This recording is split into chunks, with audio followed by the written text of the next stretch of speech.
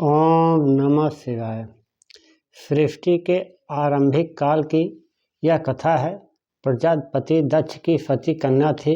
सती बचपन से ही भगवान शंकर की अनन्य भक्त थी। वो जानती थी कि महादेव ही सच्चे योगी, त्याग और सत्य के प्रतीक हैं। परंतु राजा दक्ष को शिव जी का वेश, उनका वैराग और उनका रहन सहन बिल्कुल पसंद नहीं था। सती माता ने अपने पिता के इच्छा के विपरीत भगवान शंकर को ही अपना पति स्वीकार किया। विवाह हो गया, परंतु दक्ष के मन में शिव को प्रति नफरत बना रहा। एक समय राजा दक्ष ने एक विशाल यज्ञ का आयोजन किया। उन्होंने सभी देवी देवताओं को आमंत्रित किया, लेकिन जानबूझकर भगवान शंकर और सती माता को निमंत्रण नहीं भेजा। जब सती माता को इस यज्ञ का पता चला तो वे बहुत दुखी हुई और सती माता महादेव से कहा, पिता के घर जाने की निमंत्रण की आवश्यकता नहीं होती। भगवान शंकर ने सती को समझाया, जहाँ अपमान हो वहाँ जाना उचित नहीं।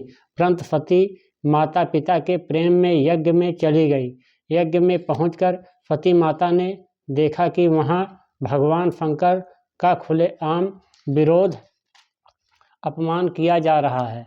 राजा दक्ष ने खुले शब्दों में भगवान शंकर को तुच्छ बताया। यह सुनकर सती माता बहुत दुखी हुई।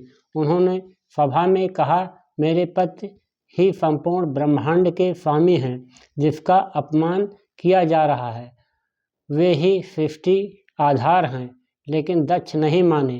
तब सती माता ने निश्चय किया, जिस शरीर से पिता ने शिव का अपमान किया, वे शरीर को ही त्याग देंगी। सती माता ने उसी यज्ञ में अपना प्राण त्याग दिया। जब यह समाचार भगवान शंकर को मिला तो वे क्रोध से भर उठे।